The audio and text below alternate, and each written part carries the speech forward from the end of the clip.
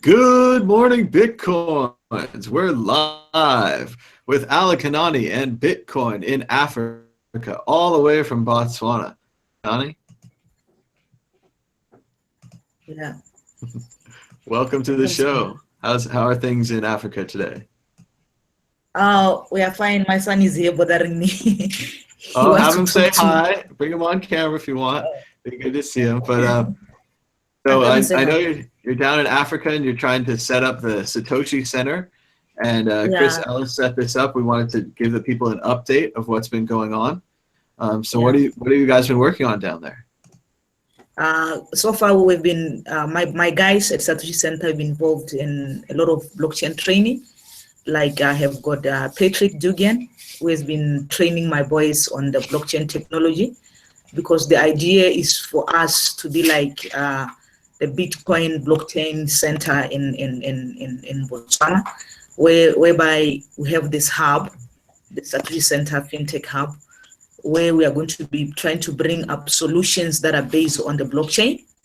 So I thought for us to be able to do that, we should be fully equipped and have more knowledge on the blockchain. So that's why I decided to find people who can train the boys to help them understand the technology better. So last week, Patrick Dugan was helping the boys to train, and Oli was helping, that is Oliver Morris, was helping us to set up the nodes. So they've been configuring the nodes so that they can, start doing more and bringing more solutions on that. So far, this is what we've been doing of recent. In the past few weeks, we had our first summit. We had our first blockchain summit, which was like awesome. We had a lot of people coming from different places. It was beautiful. And the response from the university was also awesome. So that's what I can say so far. Well, that sounds great. So you're able to have a summit and you're spreading the word about Bitcoin and the blockchain neighborhood in Africa. And your goal with the center, I know last time with Chris, we were able to raise you funds for an internet connection that we're now using. What's your next goal? Yes. What's your plan after that? Yeah, like this internet has really been helping, because it's the one that we've been using. We've got an office right here, and I'm in my room. We've got an office. I'll just go there just to show you the office. And the internet has been like very resourceful, because we meet here, we do everything here with the boys. We don't have an office outside yet, because we tried, but because we didn't have enough funding, we ended up coming back because we couldn't afford to pay for rental. So this internet has really been very resourceful. It's helping me to research. It's helping my boys to do a lot of research on the blockchain, which is quite resourceful. So from here, I'm just gonna go to the office with the laptop just to show you what we have set up. Yeah, just hold on. I'm moving away from the bedroom to... That sounds great. And about how many members do you have in the club? Right now, I'm only working with some developers.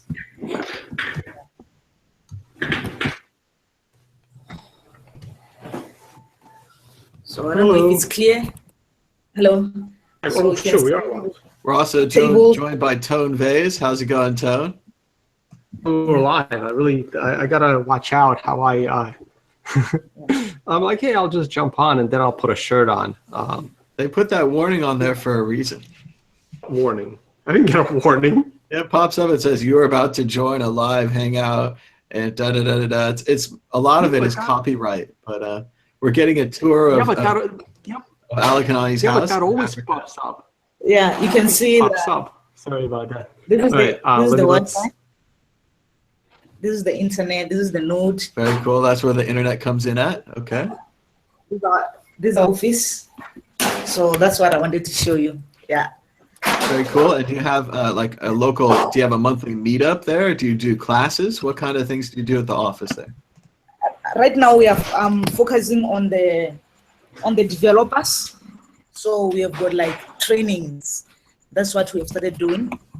Like I will incorporate, I will like seek assistance from someone who is well trained or well equipped in the blockchain, and then he comes and teach my boys right here, via Skype. Like I said, I've started with Patrick, so he was teaching the boys last week. He was teaching them blockchain and is it Omni? Yeah, he was teaching them that. And then there's Oliver Morris. I'm always thankful for the boy because he's been doing a lot of teaching the boys and teaching them how the node has to be configured and set, and coding on the node on the Raspberry Pi. So that's what we've been doing so far. Like I was saying, our vision is to be well equipped in the blockchain so that we can be able to train others on the blockchain. Remember when I started, I was only concentrating or focusing only on the Bitcoin and the monetary value of it. But the more I learn about Bitcoin, the more I see there is potential, there is a future in Africa with the blockchain. If we can understand the technology behind Bitcoin, we can be able to solve a lot of stuff. So now we are concentrating on understanding the technology. I mean, that's what I think it's great that you're focused on education and that you're able to use the internet to bring in outside teachers to then spread that knowledge locally. That's a really great thing to see that happening. Yeah. Let's see, it looks like we're joined by Oliver Morris. Oliver, are you with us? Looks like you're kind of muted and your camera's not working. But if you want to say hi, Oliver, that'd be great. But otherwise, Tone, you just joined us. What do you think about this amazing project of Bitcoin in Africa? Yeah, no, sorry I was late. I thought this was going to start in 30 minutes from now, actually. I didn't realize you guys were going on. That's why. Anyway, I'm very curious about Bitcoin in Africa. So I have a couple of questions. I know I missed the beginning. Maybe you might have answered them. But you said you are very excited about the technology behind Bitcoin. So I would like to questions about that. Like, what exactly interests you personally or some of the people? Like, what properties of Bitcoin, or perhaps the technology behind Bitcoin, as you called it, what are some of these properties that interesting and most useful in Africa? And if you have specific examples, that would be great. Yeah, for example, the transparency part of it. For me, I'm looking at a lot of problems that you're facing in Africa, like problem of like land registration, for example. We are always having issues of land. You try to register your land, somebody comes and claim that the land belongs to them and stuff like that. There's like no proper record keeping. So with the technology like the blockchain technology, I think we can be able to solve the problems like that. We can be able to register our property well, because if you can you behave, Nana? If you look at the technology, that aspect, if I can say, of transparency, and that aspect of blockchain, where we're focusing on land registration, there is that issue of timestamp. You cannot delete. There's no how you can delete. If I registered my land and my land has been given a certain number or a certain hash number, you cannot change it. Which is what has been happening in Africa. You register your land, tomorrow they tell you that there's no record of your land. So it's a technology like this that I feel can be of proper use. It can benefit us more in Africa. Land is just one of the examples. The examples of birth registration, like your birth certificate. I'm sorry. What was that second part? I didn't get the word. It didn't come in clear. What registration? Birth registrations, like birth certificates. Oh, okay, got it. Like birth and death certificates. Yes. Okay, I understand. Yes. For example, some of us don't even have a record of where we were born and stuff. We don't have that. The only thing that I have is my passport and my ID, but as a record of when I was born, I don't have. I've never seen my birth certificate or anything like that. So if we were to use the technology behind the blockchain technology, we can have cards, like ID cards that are based on the blockchain. And there were a lot of properties. The way I've studied, I'm not a tech person. But the more I study, the more I see there are properties that can really help if we're to be registered on a blockchain-based ID. So those are some of the technologies that I'm looking at. A lot of issues like our electricity. You know, we can be able to register our meters on the blockchain. There's a lot of stuff that I have realized that can be of benefit if we understand the technology. If I can have someone, like I always say, I bring people that know, because I know that I'm not that tech. So I bring people that have the ability, and they teach my developer boys, so that then, because they are developers, I can give them the ideas to say, this is what we can do for our country, this is what we can develop, and then the tech guys can now develop that. That's just some of the examples that I have realized that can work. In the future, maybe we'll have even elections that are based on the blockchain, instead of always be complaining about vote rigging and stuff, and having a lot of bloodshed because of the elections. We can now use the blockchain. Why not come up with an application or a platform, whatever, that is based on the blockchain? People can now vote using the blockchain. One person, one vote, not one person, 1,000 votes. So you would have it's an external application that can supply trust. Basically, it's a trusted external system where if you and I were going to do a transaction, you could show me the land certificate, or you could show me your birth certificate. I could say that's true because I can prove it here, and I can check it in that database. And that would be a huge improvement to your current system, where you just don't know. You don't know who owns the land. You don't know when people were born. You don't have any external system that you can trust to put something in. That's what I'm dreaming of. I'm dreaming of that. That is why now I've started working with people who have the know-how, because I was feeling it is not enough for me to just be talking Bitcoin, and the value of the currency, the value of Bitcoin and stuff. You know, I know Bitcoin is good, like in terms of reaching out to the unbanked, but I was thinking, now can't we go a little step further and explore the technology? So that is why now I've begun to concentrate on building the developers in my country on that. Okay, so a follow-up question. All right, I might comment on in general at the end, but so so you're looking at these things you just mentioned. Are you working with specific people outside of, let's say, Africa that are bringing these ideas to you, or are these things you're trying to just develop house basically in Botswana and in Africa with people that aren't already projects in other parts of the blockchain space? Like, I'm curious if this is something that, let's say, someone from America is trying to convince you that they can do this in Botswana, or this is something that you guys are looking to develop internally with your own project leads and your own I guess company formations or like developer groups. Yeah, I can say like, for example, we have got Chris Bates of Bitland. I've seen he has done a lot of land registrations in Ghana, which is something that he did with Ghana and stuff. But what I'm looking at, it will be good for someone maybe from America or from wherever where the technology is like well established, instead of just coming and giving the project out for us to run. I'm thinking along the lines of you can have the project. We could have developed the project, but wouldn't it be better for you to train the people locally to understand the technology so that they can also develop something also?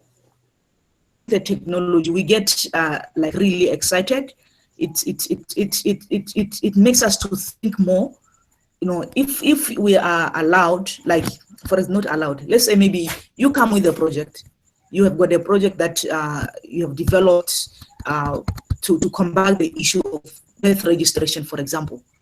You can come with a project from United States, from wherever place you'll be coming from, and you will come here and say, okay, I want to run this project in Africa. My idea is, it will be better if we can empower the people. They can run your project, but it will be better if they are empowered, they understand the technology. I believe people should understand the technology, so that even if when you are gone, they can be able to develop more projects on top of what you have already built. Because if you don't understand the technology, you will do like following a manual, and once that project is finished, you don't actually understand the technology because you are simply following a manual. But if you are trained and empowered, even if the project is finished, you can still generate more thoughts, more ideas on top of what has been built before. That's what I'm simple thinking. Okay, and one more quick follow-up. So, and I mean, these projects that you've mentioned, they're basically referred to as notary services, right? So they're basically just time-stamped entries in a database that the blockchain is proposing that are immutable and are there forever. But is the utilization of this aspect, notary service using the blockchain, are you specifically looking at the Bitcoin blockchain, or are people or from inside are suggesting your own blockchain? Basically, are you specifically focused on the Bitcoin blockchain, or the concept of, well, another blockchain would be useful, maybe Factum or some of the other ones? Like for now, the most one that I understood better was a little bit of the blockchain, the Bitcoin blockchain, and I've also realized that Ethereum has got characteristics also that can work well in terms of, like you were saying, I don't know the term that you said, notaries, like what do you call contracts, smart contracts and stuff. What I've realized that is Ethereum has been working much better, and I know a little bit of Factum. So in the meantime, because remember the technology in Africa is still new. Botswana, for example, you cannot compare it to South Africa. South Africa is more like there. It is alone there. It is better in terms of development, in terms of the technology and the blockchain, be it Ethereum or Factum or any other. You see, South Africa is there, far. So what I'm proposing is for people to understand first. If I can understand the Bitcoin blockchain, if I can understand Ethereum, it will be easy for me in the future to develop my own blockchain. So I'm advocating for first understanding. If we were just to say, let us develop our own blockchain, what will we be developing that we don't understand? So the best thing that we have to do first, we must have the right education. So for me, I'm proposing right education first. Let people understand what the blockchain is.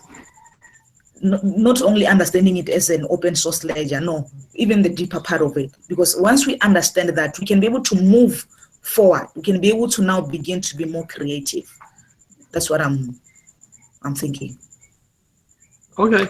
No, I have other questions about the Bitcoin in general, but I would love to follow up perhaps privately, because I actually don't think that the blockchain will solve these problems of land registration and birthright. I have a slightly different view on what a blockchain is and what it's good for. And I actually don't think that's the best way to go about these projects. So maybe we can talk offline. And again, if you say you're looking to just learn as much as you can about blockchain and the technology, it might be a worthwhile conversation, because those are generally regulatory problems. What will happen? Well, really, it sounds like they're looking for an outside trusted third party. And whether it's a database that's maintained by a trusted source, or whether it's a blockchain that's maintained by tokens and mining, which is a much more complicated scenario than most think. They just need this outside party. And I think Bitcoin, with its discussion of trust and its trustlessness, has brought up this idea, brought these ideas. And I think it's like apps and computer programming and everything. Just that I believe education is the answer. And countries like Africa, other places, need to get involved, learning the groundwork of apps, the groundwork of Bitcoin. So whatever it is, as long as it's education, I think it's going to be good and improving. Again, you don't want to overcomplicate the problem or build a solution to this problem on a system that may not be as stable as some people claim that it might be. Also talking about Bitcoin. Or Ethereum. It might be a learning experience where you learn how to program, but then the thing that you learn how to program on isn't there. So but you still have those skills. I think you want to be flexible and start gathering skills. So if you can have your guys learn how to use Bitcoin, just using wallets and things, how to maybe write a little, I don't know, write Bitcoin code, or maybe work with one of the JavaScript things or something. What do you think, Alakanani? Where are you starting out in all directions? Are you doing the basics? I think what we are learning now is first the basics, understanding what Bitcoin is about, what Bitcoin is all about, what Bitcoin. Let me tell you something that is happening in Africa right now. A lot of people are coming with a lot of, I don't know what to call them, like pyramid schemes, like MMM and all this. So people understand Bitcoin as those things. When you say to somebody Bitcoin, they say, "Oh, you mean MMM?" They don't understand what Bitcoin is all about, and the strength, the beauty about the technology that I believe Satoshi maybe was thinking of when he created that. So that is why my idea is first let the people understand. Maybe I'm focusing a lot on the developers, because they are the ones who can understand the language much better, and we can be able to be part of the technology. I don't want us to like remain behind in understanding the technology and in the usage of the technology. I want people to know that Bitcoin is Bitcoin, and Bitcoin is not some scam, or Bitcoin is not some I don't know what term that I can use. So I want people to understand the technology. So that's where I started like in the beginning, the basics. So where I don't understand, I never claim to know. So that is why now I call other people on board to say, please, can you help me? Because I don't understand this part. Can you teach my guys so that they can understand, and they can be able to teach others, and they can teach others. At the end of the day, we might have a community of developers who are going to end up having their own startups based on the technology. So that is the whole idea that I have. So, like besides the MLM situations of people basically scamming value from other people, what have you seen as uses for Bitcoin in Botswana or in Africa, if you're familiar with any others? Like what has been Bitcoin useful for? Have you ran into those cases? Have people reached out to you and your organization to teach them about Bitcoin specifically and its value transfer properties? Like how have that been going? For now, I only have few people that are involved in Bitcoin mining. Like some are using Genesis coin. No, is it Genesis coin? No, Genesis mining. Genesis mining, yeah, it's cloud mining. Yes. Yeah, some that involved in Genesis mining, and there are those who use the Bitcoin to book their flights and accommodation. So far, we don't have a lot of user cases. We had like few, what do you call these people that sell in the market, like selling traditional attires and stuff and beads and stuff. So we worked with a team and what they call the Autonet, the umbrella of African network. So we have been bringing some products from Botswana and from Ghana and other countries, and we're selling them to the United States, and the merchants were receiving Bitcoins. So that's what we've been doing so far. To allow merchants from our countries or sellers who are selling their artifacts and stuff to sell in the United States in return of Bitcoins. So that's one of the uses that we've been seeing people using Bitcoins for so far. Okay, and I'm also curious about some of the, well, obviously there has been no regulation or no sense about Bitcoin, I will assume. Probably not even on their radar yet. But what are some, are you aware of any, let's say, money transmission laws of people moving money in and out of the country? Is it easy for you to people in Botswana to connect their, if they have bank accounts to banks in other countries? Is it difficult to just move your own money? Like we are using borders, PayPal. basically. Yeah, like we are using PayPal. We can use our PayPal. PayPal is open in Botswana. We can use it. We can pay our staff via PayPal. We can send money from Botswana to South Africa. You'll find that some of the banks that are in Botswana are there in South Africa. We are allowed to transact money, but what is most important is to be able to, like, if you receive, for example, if you were to send me some money, if the money is more than 10,000, I will have to account as to where the money is coming from. I will have to have proof. Okay, more than 10,000 in what currency? Botswana pula. And how does that? Approximately, how much would that be in euros or in US dollars? Approximately $1,000. Approximately 1,000 US dollars. And yes.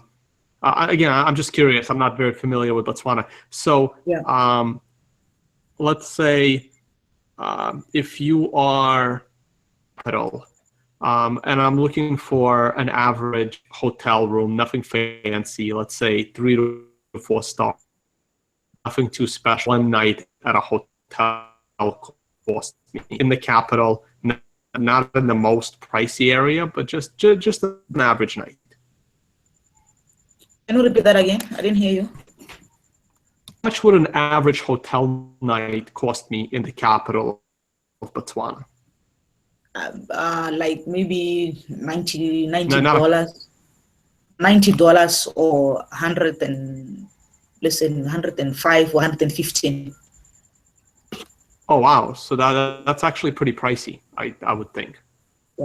Yeah, like the most expensive, but the cheapest one you can find a bed and breakfast like for $15 and stuff. Okay, 15. So something, let's say 3.5 stars, maybe 4 stars would cost me about $40 a night. No, three, 4. Yeah, let me see. Maybe $50. It's quite expensive though. Okay. Yeah. Okay. I'm just trying to get an idea. Yeah. Just trying to get an idea of prices. Yeah. Okay. Yeah. So you can even check. An average night, $50, and you have to register value over $1,000 USD equivalent. Okay. So I was just curious on what kind of money transmission laws there are in Botswana. Yeah. Like, for example, if I want to run a business that transacts money, I will have to go and register to be given a license to do so. Like, there was a time that I received a Bitcoin ATM. So I went to NBFIRA to talk to them about my Bitcoin ATM to say, this is what I want to do. Unfortunately, they did not understand what Bitcoin is about. So they were like, we don't really understand what this thing is. So I sent them all the information from the internet to say how the ATM works. So I was sent from one corner to the other because they didn't understand. What was it? One of those small Lamasu ones where you can just like pick it up with your hands, or was it like a big one like the banks have? No, it was a Skyhook. It was a Skyhook ATM. I've got a Skyhook. Yeah. So I'm assuming it's pretty cool. Did they let you run it in the end, or were you not able to turn it on? Unfortunately, I wanted to run it, but the guys at Skyhook, they couldn't help me with the firmware because it was like programmed to receive Canadian dollars, and it didn't take Botswana pulas. I would think that would be a problem on the money reader not being able to scan the local currency. Yeah, that's definitely a problem. It was a problem with that. So I ended up like keeping it and not using it. So I kept on, I wrote on Reddit to ask for help on how we can get the firmware for that. But I mean, it is interesting. The Skyhook, I think their software might be open source. So maybe this would be a project someday for the developer team. If you just, keep them on a list somewhere and be like, hey, if we hack this ATM, which if you've got a hotshot young kid programmer, he does this all the time, that's all he wants to do, he might be able to do this for you. So I would keep that as an idea in the back of your mind. I mean, it's not something I could do, but a lot of people out there, they get well into this, and they would want I agree. I agree. I think that would be a great project if you can is open and also maybe just to the developers of the software to putting get on, it to like, work.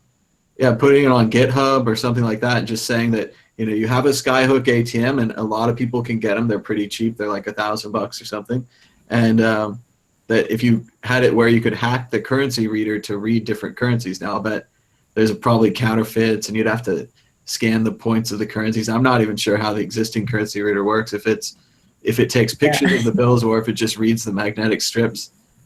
These days, I have no idea. But I'm not even, no, I just have no idea. But yeah, sure, somebody knows, and they're on the internet.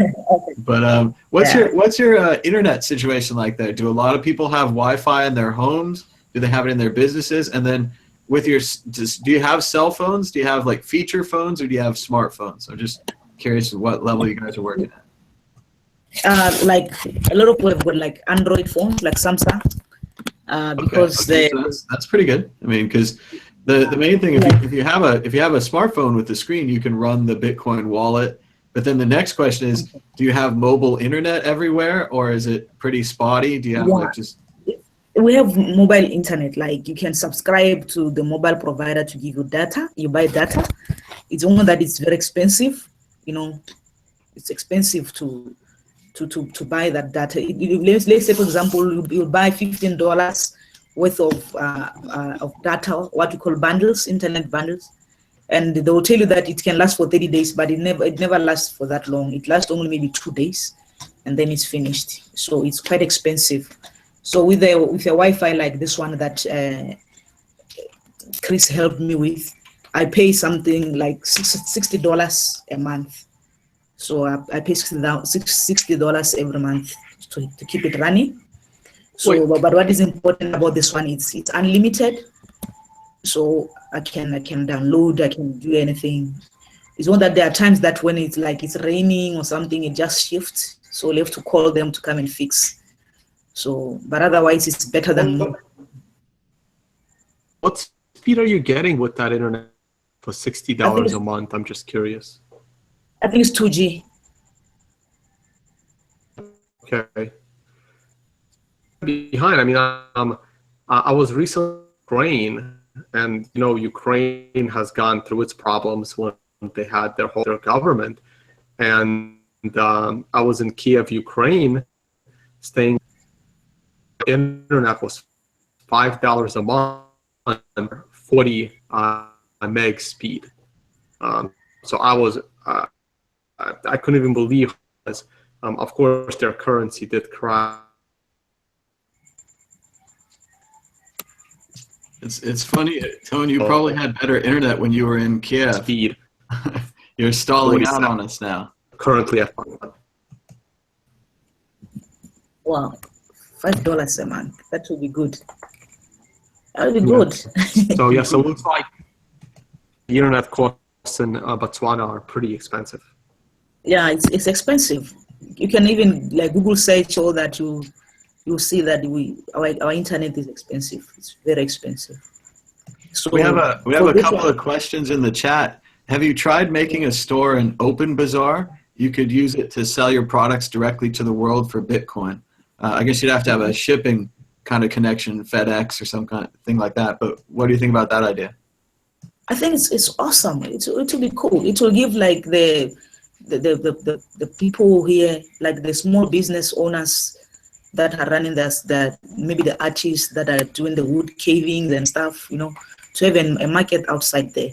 It will be an opportunity for them. It will be like growth for them to be able to do business outside. Yeah.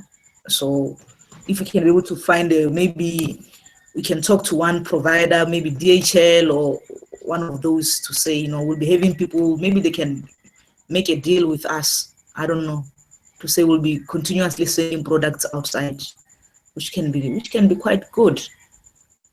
I'll like check it out. I'll check it out. Then I can start talking to business owners around. I can move around and talk to them and sell them the idea and see if they can buy into it.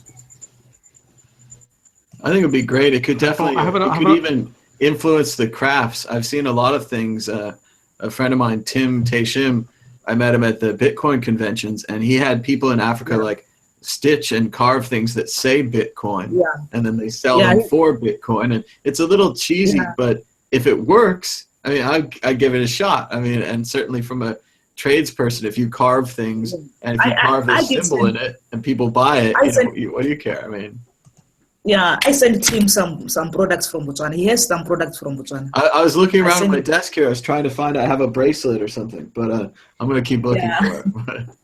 Yeah, I sent him some stuff. Oh, I think I have one of those. I got to go find it as well. I think I know where it is, but I have to walk away. I have another question. Does Amazon and/or Netflix have a presence in Botswana? We don't use Amazon a lot. Netflix is the one for videos, right? For movies and stuff. Is it that one?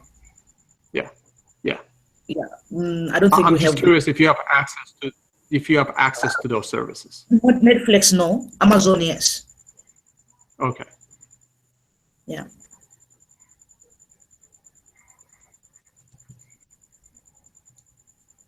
Well, I'm going to find it just as soon as we turn off the air. As soon as we go off air, it'll instantly appear. But yeah, somewhere I have a little Bitcoin bracelet. Let's see, we got some other questions.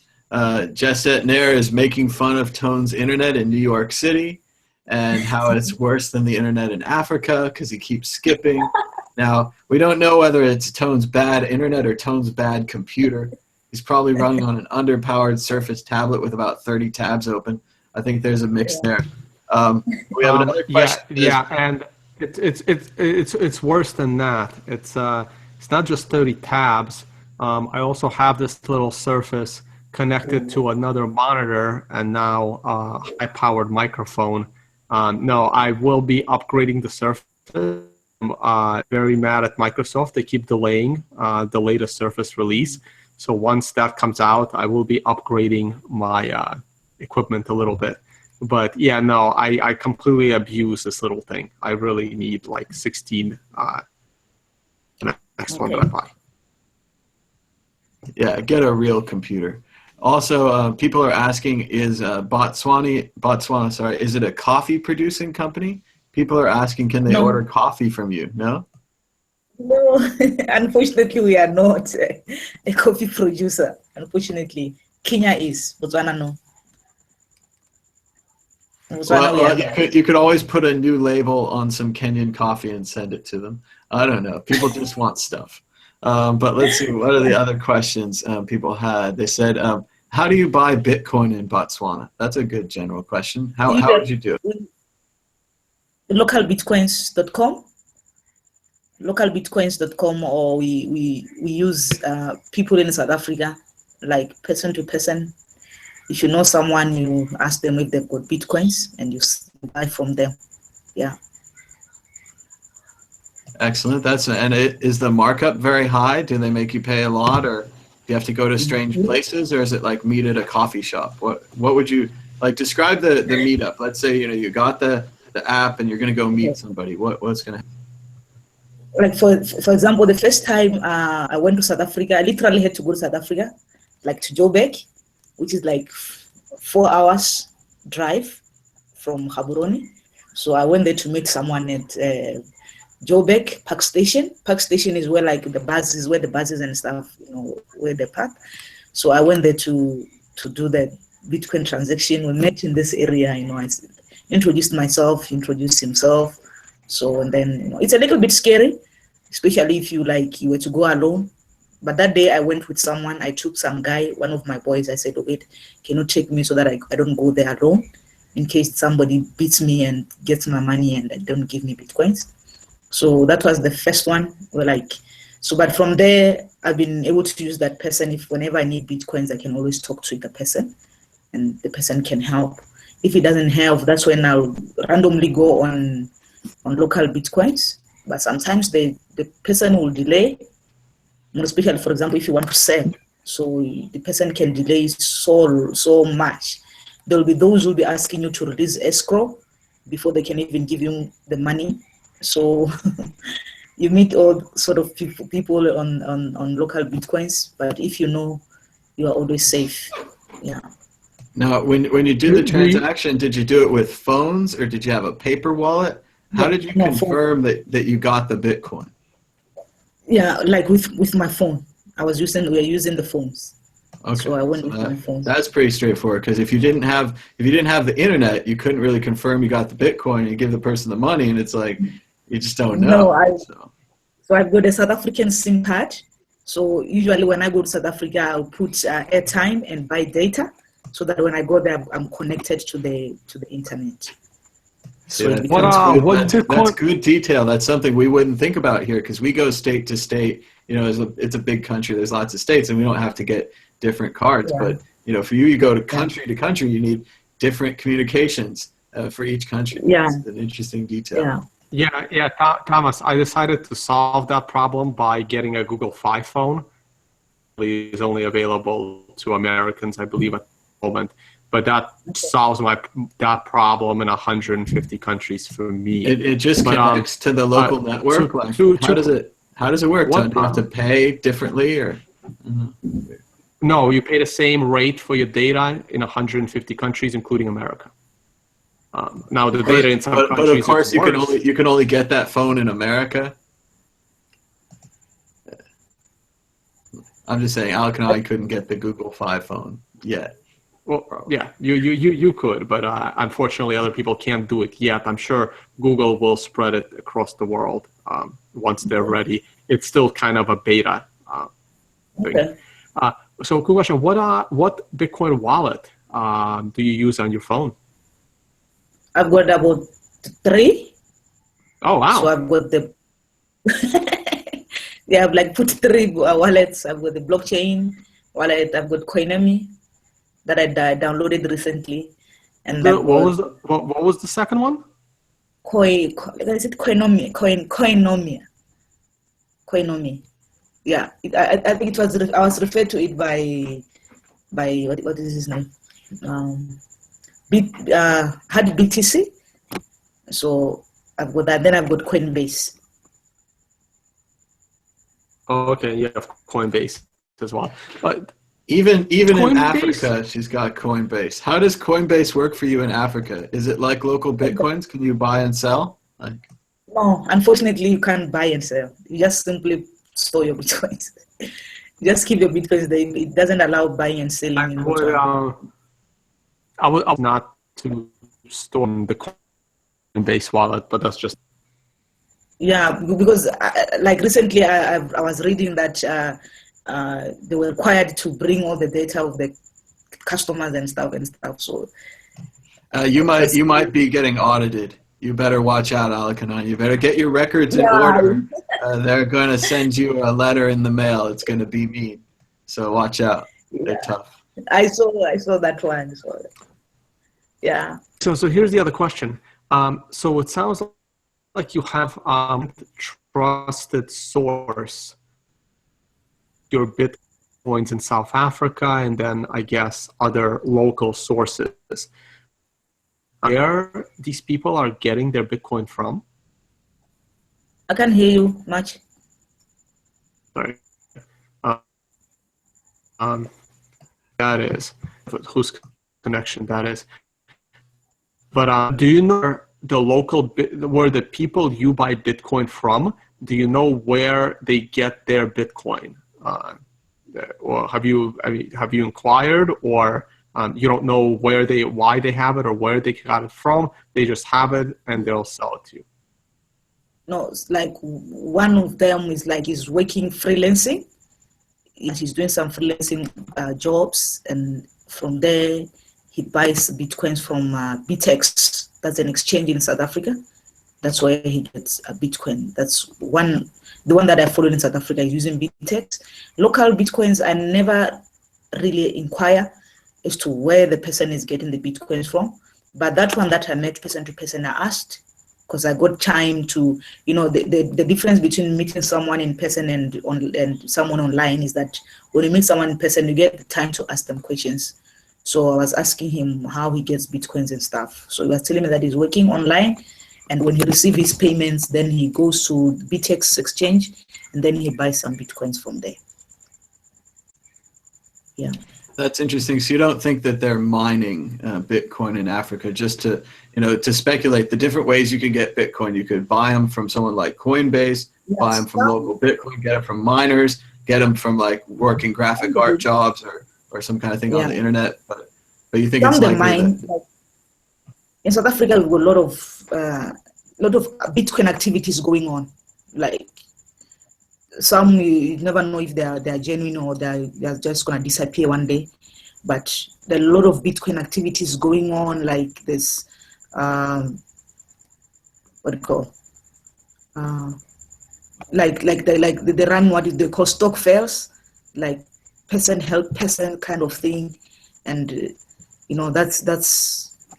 that's how they make Bitcoins sometimes. So some I don't know how they make.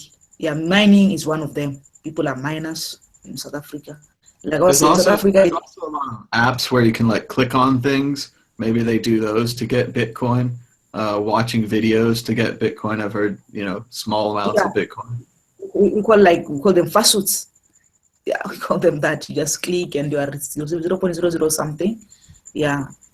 So it's maybe. We do have a couple more questions from the chat.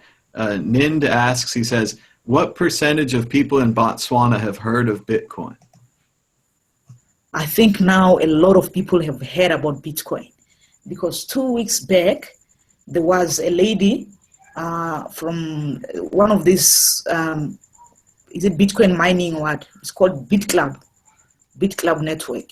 So she went on radio and they were talking about Bitcoin and mining and stuff. And there was a lot of questions, a lot of discussions on Facebook. I was also part of the discussions because people were now getting confused. Is BitClub Bitcoin, or what is Bitcoin, what is BitClub?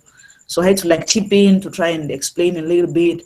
So we had a lot of chat, like people were chatting a lot on Bitcoin. And one of the businesses called, is it the business or the consumer network, consumer protection. So they discussed Bitcoin also on one of the local newspapers. So it's, you can see now people are asking a lot of questions. And because of that chat on Facebook and that radio show, I was receiving an influx of inboxes where people were now really, really wanted to understand more deeply what Bitcoin is and what it is not. So from the percentage I thought I had in the beginning, I think now we are growing big and big. I think also the summit, because it was like our first summit, also helped because we involved the University of Botswana community.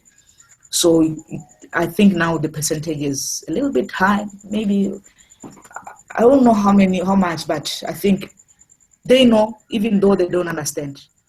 Mostly they know, but they don't understand. They've heard, but they don't actually understand. So we have to work on their understanding from now. I definitely think it sounds like a major opportunity with that local interview about BitClub. Hopefully you could have some information meetings at your place and just try to have general discussions just to tell people, what Bitcoin is and how it's not really owned by one company. And, BitClub's a mining interest, and that's, people can judge that how they want to, but there's a whole currency over here that is completely unrelated to any one company. And that's, it's an amazing idea. It's no government, no company, but it's still everyone can use it. That's how I wanted people to understand it. Not to understand as Bitcoin as some company, because they were like, who is the CEO of Bitcoin? So you have to exactly. It's so hard to wrap your mind around that and to think you have to communicate this idea to people, and you have to be like, this is like nothing you ever heard about. And of course they're going to think scam. And I know you said earlier that in Africa, a lot of people think that it's like a multi-level marketing scam, and I'm going to get you into Bitcoin and get you on my down trail and all that stuff. Here, we get a lot of Bitcoin is drug money, because we had a very popular exchange where you could order whatever you want, and people want stuff. They want drugs. The government says they can't have them, but they want them anyway. So they buy them on the internet, and then they use Bitcoin to do that. So we get a lot of that here, not so much the MLM thing. But so it's a lot of work. People really need to understand what Bitcoin is. So some one posted and say, there's no difference between Bitcoin and this long reach or something. Is it called long reach or something like that? He said there's no difference between Bitcoin and long reach. They are one and the same thing. I was like, man, these people need to be educated. So that's what we face, yeah. Now let's see. We have a. Go ahead, Tom. Right. This discussion you guys just had, because you're right, Bitcoin is not a company. Bitcoin doesn't have a CEO, but BitClub actually does. Yeah. I'm curious about how big BitClub network, because, and I'm friends with Joby Weeks, who is like the co-founder and CEO of BitClub, or one of the top 3 people. I wonder, did they send someone personally to do the interview, or did they do the interview like just remotely over the internet, the BitClub people? No, the BitClub would be someone. She's based in South Africa, but she's a Botswana. She's like from Botswana, so she's like one of the BitClub members, or I don't know if it's members or what. Yeah, she's like one of them. So she came to do the interview. I was recruited. Like, for example, they invited me to a Bitcoin meeting in South Africa, which I went, and they were talking about Bitcoin and what and all that. So, but for me, I wasn't like really interested because I need to understand what I'm getting into before I get into it. So it's funny that you mentioned multi-level marketing earlier. The BitClub actually has a structure that's very similar. Right. A lot of people say to multi-level marketing. So right, to be merged with those two is not a surprise. We have another coin that's going on here that's called OneCoin, and they have a similar level marketing type thing. And they come in, they do a big presentation, and they do big speeches, and it really seems like an official thing, but no one really knows technically what it is. Let me comment on that real quick. So there's actually 2 different types of multi-level marketing, and some of it is completely like fake and complete scam from the beginning, and it ends badly. The other type of MLM, it's an attempting legitly under the MLM model. Unfortunately, the end results of even the legit one, same as the illegit one, it just takes a lot longer, and it was never intended to be a scam. This is what I am still trying to convince friends who is at the BitClub that he's basically running an MLM and realize it. And I think it will end badly. So I am not a fan of people involved in BitClub, and I usually try to talk them out of it. Yeah, but what I'm afraid of with BitClub, like I really, at first I was like, wow, it sounds good. But then I began to think, what if this thing collapses? You know, because when it collapses, you have messed up people's lives. Like, people would have put money, even if they don't have money. Like, a lot of people here in Botswana, they don't have money. Because what I have realized that is to start that join is you have to pay like $99, which is like 990 pula, almost 1,000, and you have to pay like $500, which is like somebody's salary. I mean, like, if you say you earn better money, 5,000 is a lot of money to earn. So, and it's a lot of money to lose for a lot of people. So that's what really made me not to. Right. Well, BitClub is basically almost the same thing as Genesis Mining.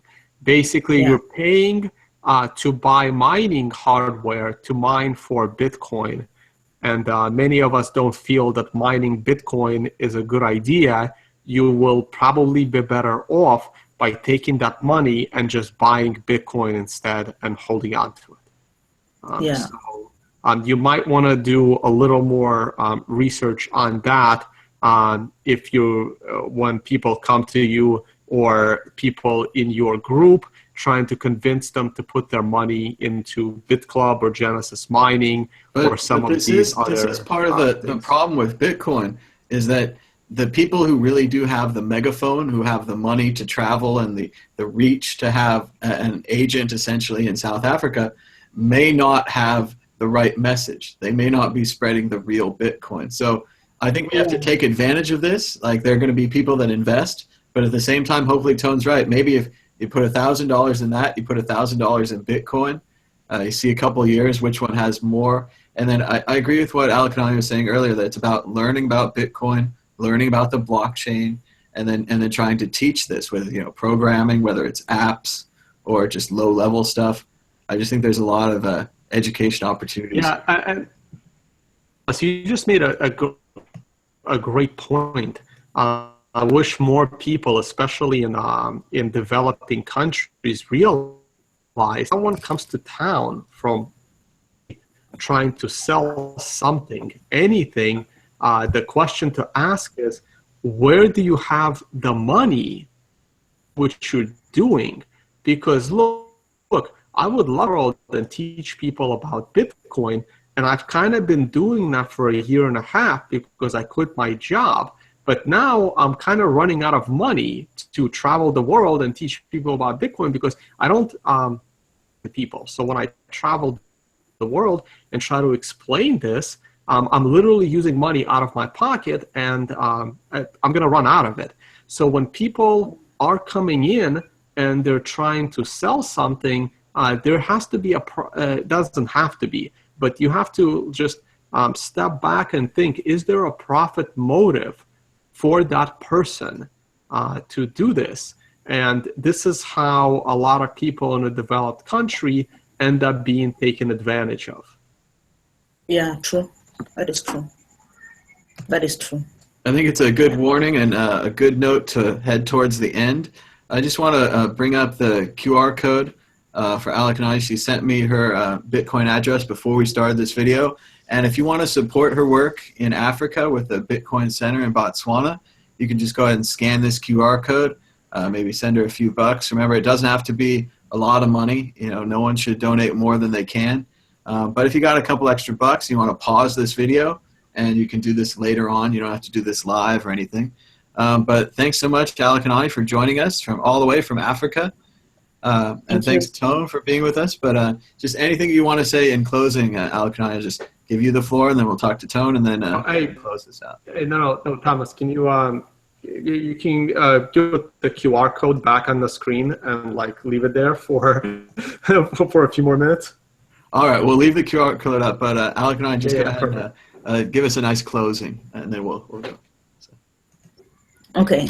I don't know what to say, but what I can say is we are bringing all these different technologies, like all these solutions that we're bringing, and we're bringing to the world or to Africa. But I think the most important thing that we should not forget is to get people the right education. Let the people be educated and understand the technology so that they can be able to use it better. If you are like, say you develop maybe an app or a platform for people to use, and they don't actually understand, they'll just be like blind followers. But when you educate people, they become empowered. They can be able to think greater and better, and even improve on the ideas that have been given to them. So I'm of the idea that we need people to be more educated, to be taught, and to be informed on the Bitcoin and the potential that it brings, the opportunities that the blockchain brings to them as a people. So that's what I can say. Thank you very much, Alakanani, for joining us all the way from Africa. Looks like we had a couple of donations. And thanks to everyone who watched. We had about 17 viewers. And thanks to everyone in the chat. And be sure to comment below and like and subscribe and join us on the Slack, the World Crypto Network. Until next time, bye-bye.